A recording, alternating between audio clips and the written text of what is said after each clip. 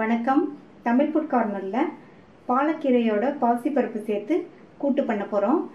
சூடான சாதத்தில் போட்டு பிசைஞ்சு சாப்பிட்றதுக்கும் எல்லா வகை குழம்பு சாதத்துக்கு சைடிஷாக வச்சுக்கிறதுக்கும் ரொம்ப நல்லாயிருக்கும். சப்பாத்திக்கும் தொட்டு சாப்பிட்டுக்கலாம், சூப்பராக இருக்கும். இப்போ இந்த டேஸ்டான பாலக்கீரை பாசிப்பருப்பு கூட்டை எப்படி பண்ணுறதுன்னு பார்க்கலாம். ஒரு கட்டு பாலக்கீரையை அலசி எடுத்து வச்சுருக்கேன். இப்போ இதை கட் பண்ணிக்கலாம். கீரையில் அடிப்பக்கம் உள்ள காம்பு பகுதியை கட் பண்ணிவிட்டு அதுக்கப்புறமா கீரையை சின்ன சின்ன துண்டுகளாக கட் பண்ணிக்கணும்.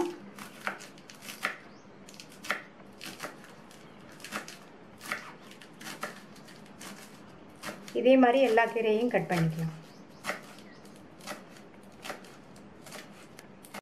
ஃபஸ்ட்டு பாசிப்பருப்பை வேக வச்சுக்கலாம்.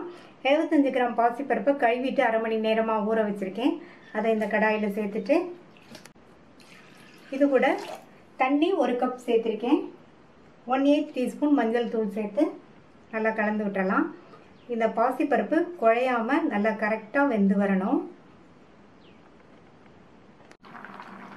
பருப்பு குழையாமல் கரெக்டாக வெந்திருக்கு. இந்த அளவுக்கு வேக வச்சுக்கணும். அடுத்து கீரையோடு சேர்ந்து வேகும்போது கரெக்டாக இருக்கும். இப்போ தண்ணியோடையே இதை எடுத்து வச்சிடலாம். இந்த பேனில் 1/2 டேபிள் ஸ்பூன் எண்ணெய் சூடானதும் அதில் அரை டீஸ்பூன் கடுகு பொரிஞ்சதும் 1/4 டீஸ்பூன் சீரகம், 3 கீரின பச்சை மிளகாய், கட் பண்ண காஞ்ச மிளகாய், கறிவேப்பிலை, 2 பிஞ்ச் பெருங்காய பவுடர்,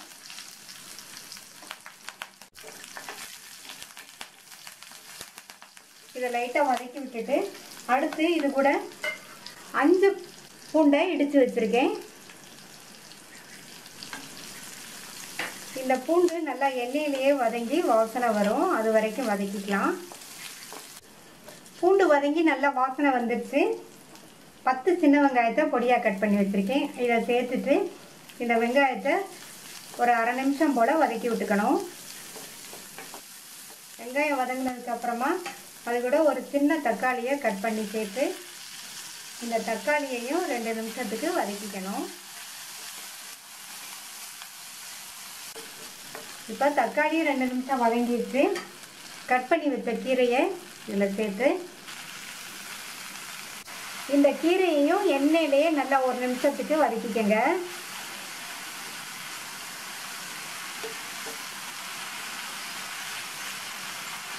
கீரையை 1 நிமிஷம் போல் வதக்கி விட்டாச்சு.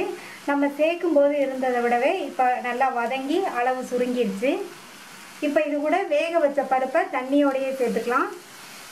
இது கூட 1 கப் தண்ணி சேர்த்து நல்லா ஒரு தடவை மிக்ஸ் பண்ணி விட்டுட்டு இது கூட 1/4 டீஸ்பூன் தனி மிளகாத்தூள், 1/4 டீஸ்பூன் மல்லித்தூள், 1/4 டீஸ்பூன் வறுத்து பவுடர் பண்ண சீரகத்தூள், இதுக்கு தேவையான அளவு உப்பு சேர்த்துட்டு நல்லா ஒரு தடவை கலந்து விட்டுட்டு இந்த கீரை பருப்பு எல்லாம் நல்லா ஒன்று சேர்ந்து ஒரு 5 நிமிஷத்துக்கு கொதித்து வத்தி வரட்டும்.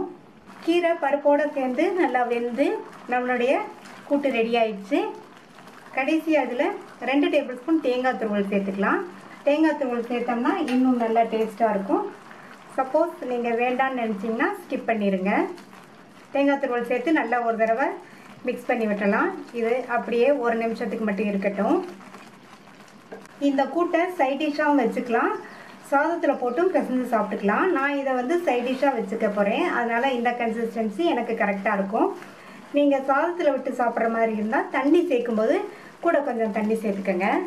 தேங்காய் துருவல் சேர்த்து 1 நிமிஷம் ஆச்சு. ஸ்டவ் ஆஃப் பண்ணிடலாம்.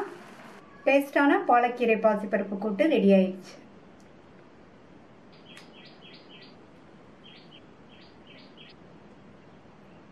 இந்த டேஸ்டான ஈஸியாக பண்ணக்கூடிய பாலக்கீரை பாசிப்பருப்பு கூட்டை ட்ரை பண்ணி பார்த்துட்டு உங்கள் கமெண்ட்ஸை சொல்லுங்கள். தேங்க்யூ.